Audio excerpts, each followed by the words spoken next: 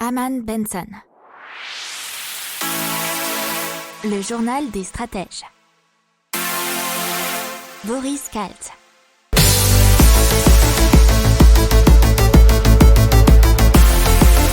Bonjour à tous et bienvenue dans le journal des stratèges pour l'intégrale de la semaine du 8 au 12 mars 2021.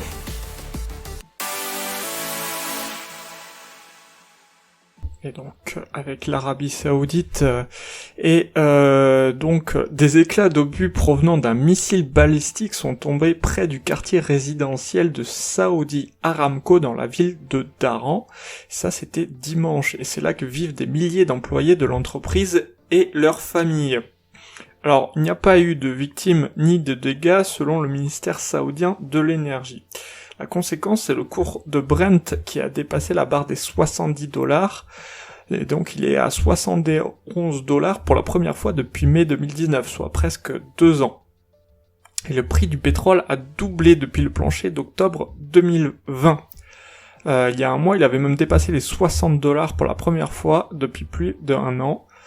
Et c'est à cause des perspectives de reprise de la demande de pétrole en raison du démarrage de l'économie mondiale. Et quelques mots de l'industrie allemande, des chiffres qui sont tombés, et il y a la production affiche en janvier un retard de 4,2% par rapport à son niveau de février de l'année dernière. C'est notamment à cause de la pénurie des semi-conducteurs, puisque notamment vous avez le constructeur Volkswagen qui a arrêté en janvier pendant plusieurs jours la production de modèles sur son site historique de Wolfsburg. Alors, selon l'économiste chez ING Carsten Bresky, ces données montrent qu'il sera difficile pour l'industrie d'éviter que l'ensemble de l'économie ne retombe en récession. On passe à Auchan qui entame sa transformation de ses hypermarchés. Ils vont faire des places de marché physiques en accueillant des producteurs, des agriculteurs directement dans ces magasins et aussi avec des corners, mais également des corners Decathlon ou Boulanger qui, vous le savez, font partie du même groupe, le groupe Mulliez. Ils veulent aussi développer la plateforme logistique capable de livrer les clients près de leur vie ou de leur travail via des casiers ou des points de vente dits Auchan piétons, dans le modèle d'autres distributeurs et hypermarchés. Et dans les technologies, on vous parle maintenant de Ringo. Ringo, qu'est-ce que c'est ? C'est une expérimentation de stockage d'électricité initiée par RTE et son partenaire Nidec ASI, et ça en Côte d'Or. Et donc, ça permet d'accueillir des batteries, alors des batteries de type lithium-ion NMC pour nickel, manganèse, cobalt. Alors, il va y avoir 6 mois de tests et un début d'expérimentation qui est prévu en juin 2021. Quand le site sera en service, il aura une capacité de stockage de 12 MW, voire 24 MW, soit l'équivalent de la production de 5 éoliennes ou la consommation de 10 000 foyers. La batterie Ringo permet d'éviter les pertes de production d'électricité d'origine renouvelable et contribue bien entendu à réduire les émissions de CO2 du mix énergétique. Alors c'est pour permettre l'atteinte des objectifs de développement des énergies renouvelables fixés par le gouvernement, tout en assurant la sécurité électrique. Le réseau de transport d'électricité devra à l'horizon 2030 être plus flexible et intégrer notamment des solutions de stockage d'électricité à grande échelle, et donc vous comprenez pourquoi on développe ce projet Ringo. Et on passe au nouveau plan quinquennal chinois en matière de technologie, c'est le 14e édition de leur plan sur 5 ans. Il y aura 7 champs technologiques d'investissement prioritaires, l'intelligence artificielle, l'informatique quantique, les semi-conducteurs, la science du cerveau, l'aspect médical mais aussi la fusion cerveau-puce, la génomique et les biotechnologies, mais également la médecine clinique et la santé, et aussi l'exploration, que ce soit spatiale, terrestre, océanique, mais aussi polaire. C'est le Premier ministre chinois qui l'a annoncé, avec notamment une hausse de 7% de recherche et développement afin d'arriver à ces avancées majeures. La Chine a déjà consacré en 2020 378 milliards de dollars en R&D. Les chiffres de la Banque de France pour la croissance en France, qui serait donc en légère hausse au premier trimestre par rapport au trimestre précédent, mais le niveau d'activité reste inférieur de 5% à son niveau d'avant-crise en février et en mars. Donc le niveau d'activité plafonne donc à 95% du niveau d'avant-crise. Alors, un autre chiffre qui est intéressant, c'est le taux d'utilisation des capacités de production dans l'industrie qui est encore particulièrement bas dans le secteur de l'aéronautique et autres transports à 67%. Et un phénomène qui est intéressant dont a parlé France Télévisions, c'est de plus en plus d'appartements reviennent sur le marché avec des prix de vente ou de location à la baisse. C'est ce que constate Airbnb, puisque 73% des propriétaires interrogés veulent remettre leur appartement sur le marché de la location classique. Et je cite une agent immobilier qui nous dit que les propriétaires ne peuvent plus assumer leur emprunt. Les banques avaient pendant un moment accepté de geler les prêts, mais maintenant ça devient trop compliqué. Donc de plus en plus de biens qui étaient en location saisonnière ou location Airbnb reviennent sur le marché, et par conséquent, ce sont plus les futurs acquéreurs qui peuvent faire des affaires plutôt que les vendeurs. Allez, on commence donc avec le travail hybride. Et c'est la marque Epos qui a réalisé une grande et vaste étude européenne auprès de beaucoup de décideurs européens. 60% des dirigeants d'entreprises de secteurs divers, finance, hôtellerie, numérique, informatique ou télécom, s'attendent et se préparent à ce que le travail hybride devienne la norme à l'avenir. 45% des dirigeants affirment que le travail hybride peut leur offrir un gain de temps, et 41% évoquent même des réductions de coûts. 85% des entreprises interrogées déclarent prévoir la mise en place des stratégies et technologies qui aideront leurs employés à opérer à distance dans un premier temps, avant de développer un modèle hybride et flexible sur le long terme. On va vous donner les chiffres du PIB dans la zone euro pour 2020 qui est moins fort que prévu. C'est moins 6,6 au lieu de moins 6,8 annoncé initialement. C'est les chiffres qui ont été donnés par l'Office européen des statistiques, Eurostat. Alors en ce qui concerne l'Union européenne, il y a eu aussi une révision puisqu'ils sont à moins 6,2 sur l'année contre 6,4 anticipés. Même chose pour le quatrième trimestre 2020, moins 0,7 dans la zone euro et moins 0,5 dans l'UE. Le PIB, quant à lui, a reculé de 3,5% aux États-Unis, 3,1% en Russie, et on rappelle progressé de 2,3%. La CNIL a été donc saisie par l'association France Digital, c'était une demande de start-up française, contre Apple, à qui on demande de revoir la façon dont l'entreprise collecte les données personnelles des utilisateurs, puisque apparemment, selon eux, centaines de millions d'utilisateurs sont concernés par ces abus. Alors, selon l'association, Apple viole doublement les droits des données personnelles, le consentement de l'utilisateur en matière de ciblage publicitaire. L'utilisateur est insuffisamment informé de l'utilisation et du traitement de ces données personnelles, alors que toutes les applications natives d'Apple autorisent le ciblage publicitaire dans l'iOS 14. Alors que les publicités personnalisées sont activées par défaut et ce serait une atteinte manifeste grave et répétée au RGPD et aussi à la directive e-privacy. L'option publicité personnalisée permet donc la diffusion de publicités ciblées au sein des applications d'Apple comme l'Apple Store, Apple News ou Bourse. Selon France Digital, Apple se permet sur ses applications des choses qu'il n'autorise pas pour les développeurs d'applications tierces. On passe tout de suite à GoSport qui pourrait être cédé pour 1 euro à un fonds d'investissement. Alors GoSport, ça appartient pour l'instant à la maison mère de casino qui est Rally. Donc ils sont rentrés en négociation exclusive avec un fonds d'investissement qui est la financière immobilière bordelaise, qui est détenue par l'homme d'affaires Michel Ohaillon. En vue, je cite le communiqué, de la cessation de l'intégralité du capital de groupe Gosport pour un prix de 1 euro sans aucune garantie de passif à la charge de Rallye. Alors elle doit être approuvée par les autorités de concurrence compétentes notamment. Il faut également apparemment l'accord des banques concernant le maintien et la modification de leurs encours actuels. Alors la finalisation de l'opération pourrait intervenir avant la fin du premier semestre 2021. Pour rappel, l'enseigne Gosport a 2000 salariés et un chiffre d'affaires de 625 millions d'euros en 2019. En France, c'est 85 magasins en nom propre et 48 magasins affiliés. Ils exploitent également Endurance Shop, soit 45 magasins. À l'étranger, il y a 45 magasins, notamment au Qatar, à Oman, au Maroc ou en Jordanie. Des bénéfices records chez Lego, puisqu'un bénéfice net en hausse de 19% pour l'année 2020 à 1,3 milliard d'euros. Le chiffre d'affaires a bondi de 13%. Le groupe indique aussi avoir augmenté sa part de marché mondial.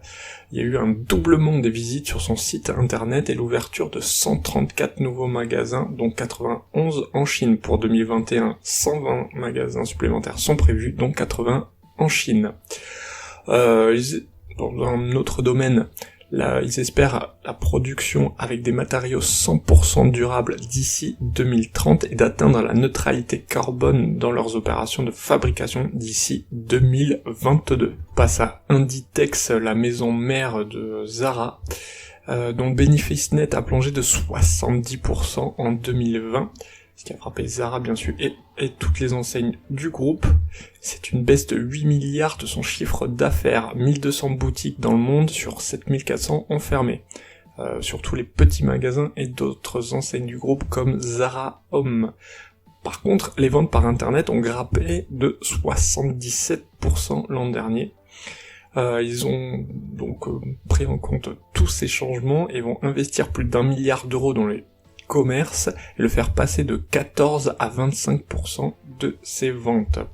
Ils ont donc ouvert dans le monde des entrepôts dédiés à la vente sur Internet. Et donc le Parlement européen s'est prononcé le 10 mars en faveur d'une taxe carbone aux frontières. Les entreprises exportant vers l'UE devront donc payer des droits à polluer déjà imposés aux acteurs européens.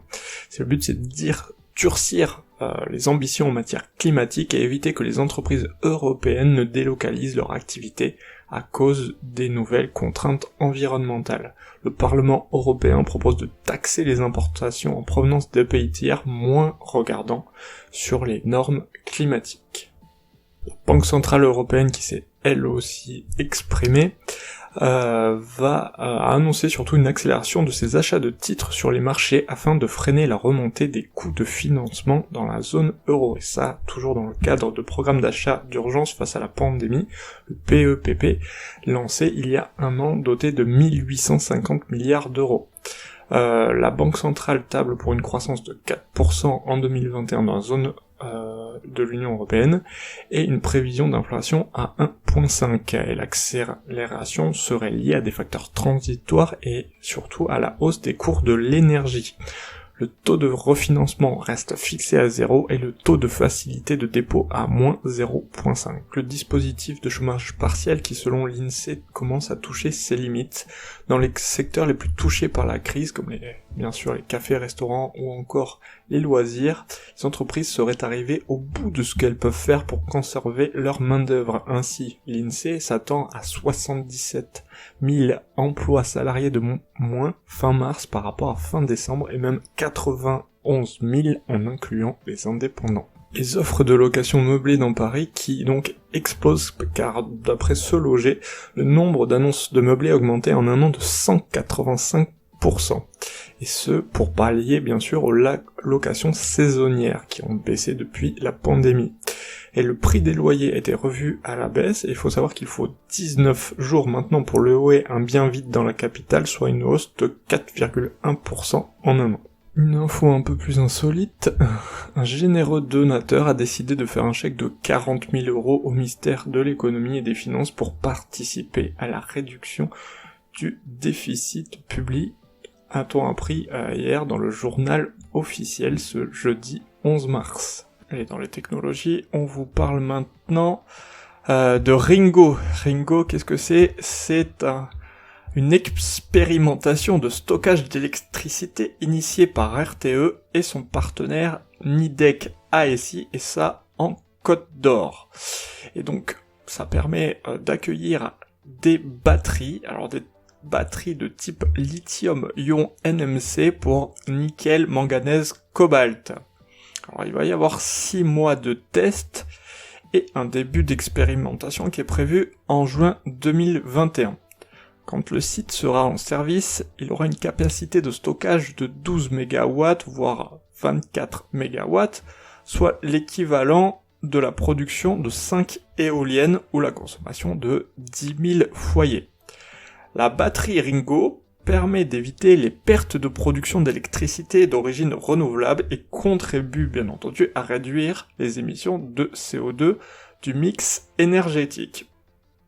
Alors c'est pour permettre l'atteinte des objectifs de développement des énergies renouvelables fixés par le gouvernement, tout en assurant la sécurité électrique.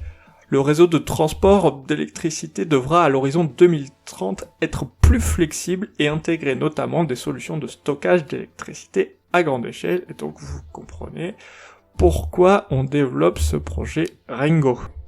Passe à Atari, l'entreprise de logiciels de divertissement qui prévoit de lancer un casino en ligne le mois prochain.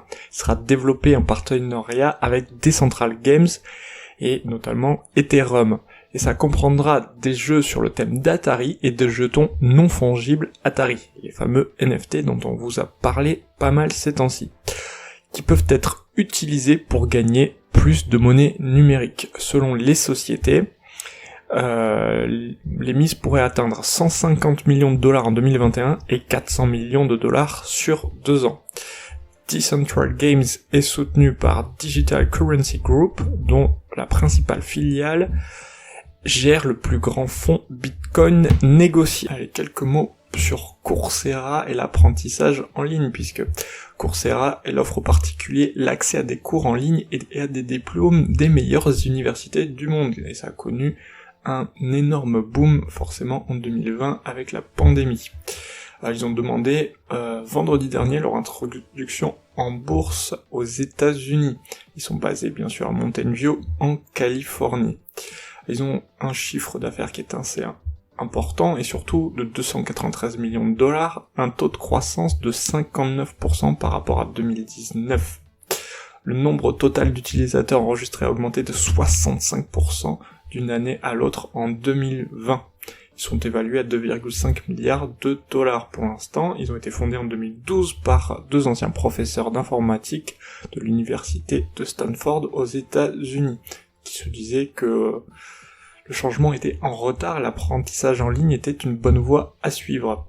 Ils ont déjà plus de 150 universités qui offrent 4000 cours et 2 douzaines de programmes d'études à des prix inférieurs à ceux de nombreuses offres d'études en présentiel. Ils sont en partenariat avec 330 agences gouvernementales dans 70 pays et 30 États et villes des États-Unis. Allez, c'est parti avec Hillshep qui développe des solutions de régénération mammaire pour les femmes ayant subi une mastectomie suite à un cancer du sein. Leur ambition, c'est reconstruire le volume du sein et le mamelon à partir des cellules de la patiente. On va résumer, mais une matrice qui va guider les cellules et refabriquer le tissu mammaire. Et ensuite, la bioprothèse va se résorber de façon naturelle grâce aux enzymes développées par les cellules qui se régénèrent. C'est ce qu'explique en substance la fondatrice Sophie Braque de La Perrière. Alors malheureusement, ce n'est pas encore prêt à être utilisé sur les patientes, mais devrait atteindre la clinique dans 2 ans. Dans la tech, Carrefour qui vient de passer un partenariat avec l'entreprise Virvolt qui est spécialisée dans l'électrification de vélos et permet de transformer une bicyclette en un fringant vélo à assistance électrique. Il faut à peu près 1 demi-heure à 1h30 selon Aristide Guémard, le fondateur de Virvolt. C'est un kit qui vient se fixer dans la roue arrière avant d'être relié à une batterie disposée sur le card ou le porte-bagages. Alors ça coûte à minima 800€ et ça peut grimper à 1200€ si vous optez pour une assistance située dans le pédalier. Le dispositif est éligible à la prime dispensée par la commune. Il faut savoir qu'en 2020, selon l'Observatoire de l'Union Sport et Cycle, le prix moyen était de 1749€ pour un VAE. On passe maintenant à UV Boosting. Et qu'est-ce que c'est ? C'est la fin des pesticides, puisque l'exposition au UVC agit sur la plante comme un signal stimulant la production d'une hormone végétale naturelle. C'est l'acide salicylique. Il permet à la plante de se protéger efficacement contre les différentes maladies fongiques comme l'oïdium, le mildiou ou le botrytis. Donc qu'est-ce que c'est UV Boosting ? C'est donc une start-up qui promeut l'exposition aux UV plutôt qu'aux pesticides pour vaincre ce type de maladie. Alors ils ont de grandes serres dans les Yvelines près de leur bureau d'études et de leur atelier. Ça permet de mener des tests et essais sur un seul site et ils ont déjà une équipe d'une quinzaine de salariés, ingénieurs, agronomes et commerciaux. Il faut savoir que leur technologie UV Boosting a montré son efficacité en la matière avec une réduction de 30 à 70% des intrants antifongiques. Alors, au niveau du business et de la commercialisation, UV Boosting a commercialisé cette année une quinzaine de machines. Ils sont déjà pionniers en Europe et l'entreprise cherche à se développer en Espagne, en Italie. Ils ont aussi des projets en Afrique du Sud. On continue dans l'impact avec Fly4You. Ce sont des boîtiers connectés qui sont uniques en Europe puisqu'ils permettent de suivre et d'évaluer l'état d'un produit ou d'un matériau qui transite. Alors on parle surtout pour les déchetteries, puisque depuis juillet 2020, les déchetteries donc disposent d'un boîtier intelligent qui permet d'obtenir une visibilité en temps réel de leur taux de remplissage et de leur localisation. L'objectif, c'est de diminuer la consommation de carburant et d'optimiser les flux de bennes et donc de réduire les coûts lors de la collecte. Cette digitalisation des bennes a déjà permis, selon Fly4You, de réduire de 5% les émissions de gaz à effet de serre liées au transport des déchets. Fly4You totalise déjà 20 000 objets connectés à travers l'Europe et 15 salariés et un bureau commercial à Munich. On attaque tout de suite avec Carbfix. Donc Carbfix qui capture et dissout le CO2 dans l'eau, puis l'injecte dans le sol où il se transforme en pierre en moins de 2 ans. Alors Carbfix est né d'un projet de recherche qui a été fondé en 2007 par Reykjavik Energy, l'Université d'Islande, le CNRS en France et l'Institut de la Terre de l'Université de Columbia. Il est la propriété de Reykjavik Energy. Alors Carbfix, il travaille avec la centrale géothermique d'Elishady, donc je suppose à Reykjavik, pour capturer les émissions de carbone au fur et à mesure de leur émission, et s'associe aussi avec la start-up suisse Climeworks AG, qui construit des machines pour capturer du CO2 directement dans l'air. Alors, apparemment, l'usine est capable de capter le carbone à un coût moins élevé que l'achat de crédit carbone. Son procédé coûte environ 25$ la tonne, alors que le prix actuel du système d'échange des quotas d'émissions de l'UE est d'environ 40€. Alors il faut savoir que Bill Gates et Microsoft soutiennent le projet de Climeworks, qui est donc bien sûr le collaborateur de Carbfix. La société Carbfix vise à atteindre 1 milliard de tonnes métriques de CO2 stockées de façon permanente en 2030. L'Europe pourrait selon eux théoriquement stocker au moins 4000 milliards de tonnes de CO2 dans des roches, tandis qu'aux États-Unis ça pourrait atteindre 7500 milliards de tonnes. On passe à Michelin, qui va transformer une ancienne usine en un pôle sur les énergies durables. et ça sera une station dite multi-énergie qui sera installée par la SIDEV dès 2021. Elle distribuera l'hydrogène 100% vert du site de production, directement raccordé aux éoliennes dont les premiers kilogrammes seront produits à la fin du premier semestre. Cette station distribuera également du bio-GNV et accueillera plusieurs superchargeurs pour véhicules électriques. Et elle fournira bien entendu tout cela à l'économie locale qui se trouve donc à La Roche-sur-Yon. Et on passe à H2 Pro qui fabrique de l'hydrogène vert bon marché après avoir obtenu notamment des investissements de fonds soutenus par Bill Gates et le milliardaire de Hong Kong Li Ka-shing. Il y a aussi les japonais Sumitomo Corp et Hyundai. La technologie de H2 Pro est similaire aux électrolyseurs alcalins qui sont le plus couramment utilisés aujourd'hui pour fabriquer de l'hydrogène vert, avec cependant une différence cruciale puisque, en peaufinant leur méthodologie actuelle, H2 Pro affirme qu'il sera en mesure de produire de l'hydrogène vert pour $1 le kilo d'ici la seconde moitié de cette décennie. Actuellement, H2 Pro est capable de produire environ 100 grammes d'hydrogène par jour avec un prototype de laboratoire. Alors, l'industrie de l'hydrogène vert devrait être jusqu'à 470 milliards d'euros d'ici 2050 avec des financements publics et privés selon les estimations de l'Union européenne. Et donc H2 Pro prévoit sa première usine en Israël pour 2023 et elle produirait 100 MW de capacité. Et on passe à Maloric qui est une aile de kitesurf pour réduire la pollution des bateaux de pêche. Et le but c'est de réduire de 20% la consommation de carburant de chalutiers avec une aile d'environ 12 mètres carrés. Des capteurs seront installés sur les bateaux et permettront aux capitaines de savoir quand ils peuvent déployer leurs ailes de kitesurf. Un mât télescopique se détendra à l'avant du chalutier, puis l'aile montera jusqu'à 150 mètres de haut grâce à des câbles. Le prototype sera testé en conditions réelles l'été prochain, puis il sera mis sur le marché fin 2022. Le business model, c'est un système locatif et les pêcheurs reverseront chaque mois la moitié des économies qu'ils auront faites en carburant. On continue avec un objectif similaire, c'est Bluefin et une nageoire de baleine pour les gros tankers. C'est comme un petit foil, un gros foil et un système de propulsion généré par les mouvements de la mer. Le système est alimenté par la force houlomotrice qui permettrait en plus de générer de l'électricité susceptible d'alimenter le navire. C'est une nageoire d'environ 25 mètres de long et 10 mètres de large, qui s'actionne lorsque la mer ondule et que le navire se met en mouvement.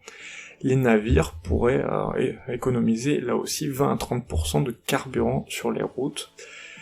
Ces besoins ont été imposés par l'accord de Paris pour réduire bien entendu les émissions d'au moins 50% en 2050 par rapport à 2008. Et selon l'Organisation maritime internationale et une étude menée en 2020, le transport maritime serait responsable de 2,9% du total des émissions de gaz à effet de serre au monde. Le coût de cette nageoire, c'est selon son inventeur entre 1 et 10 millions suivant la taille et la complexité du navire. Allez, la SNCF et Alstom qui se sont alliés pour créer un nouveau TGV, le TGV M, qui sera en service à l'été 2024, et ils l'ont amélioré avec 8 pistes d'amélioration, à savoir un prix d'acquisition inférieur de 20%, un coût de maintenance réduit de 30%, un bilan carbone amélioré de 32% par voyageur, un train modulable, une capacité accrue de 10%, un TGV 100% connecté, une meilleure fiabilité et la maintenance prédictive. Et ça a été détaillé par David Gures, l'architecte technique du TGV. Allez, c'est parti avec Recnorec qui transforme donc les masques usagés en matériaux de construction. Donc Recnorec développe des recettes qui associent les différents polymères, les composants entre eux, les transforment et les stabilisent jusqu'à former un matériau plus ou moins rigide dont l'usage est multifonctionnel, un petit peu comme le bois.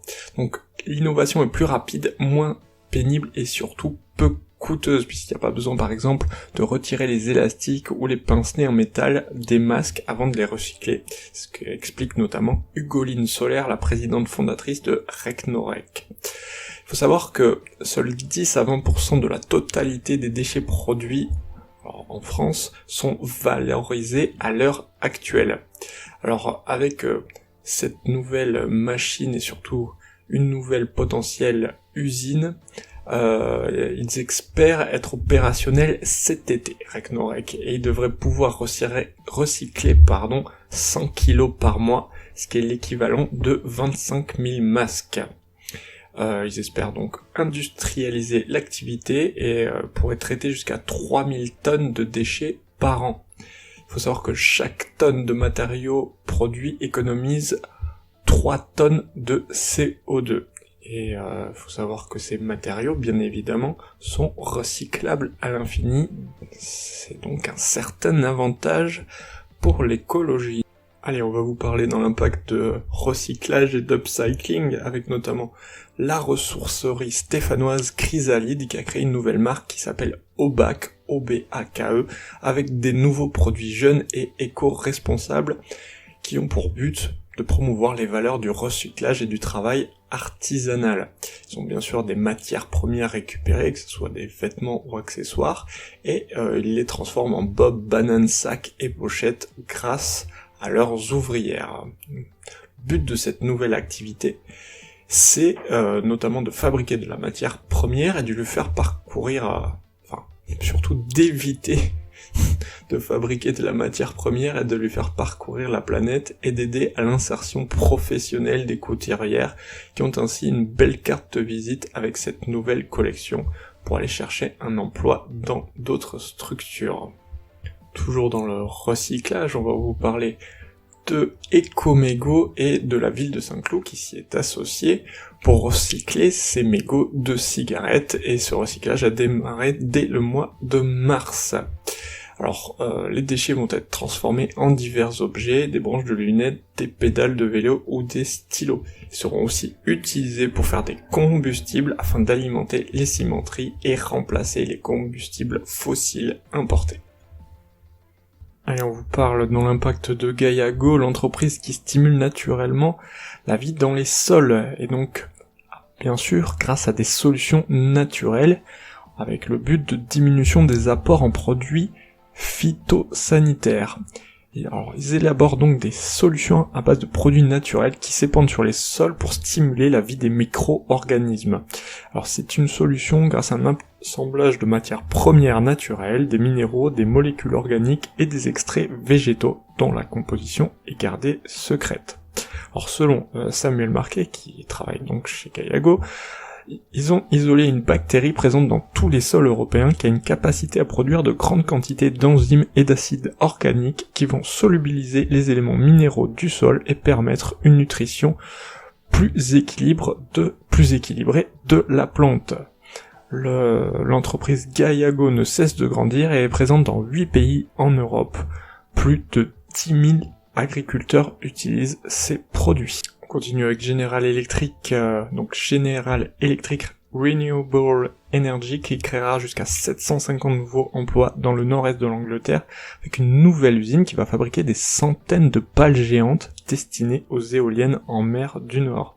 Alors l'annonce a été faite le même jour où le gouvernement britannique a confirmé son intention d'investir 95 millions de livres pour créer 2 ports éoliens offshore dédiés à Teesside et sur le Humber. Donc c'est un estuaire qui est également situé sur la côte nord-est du Royaume-Uni.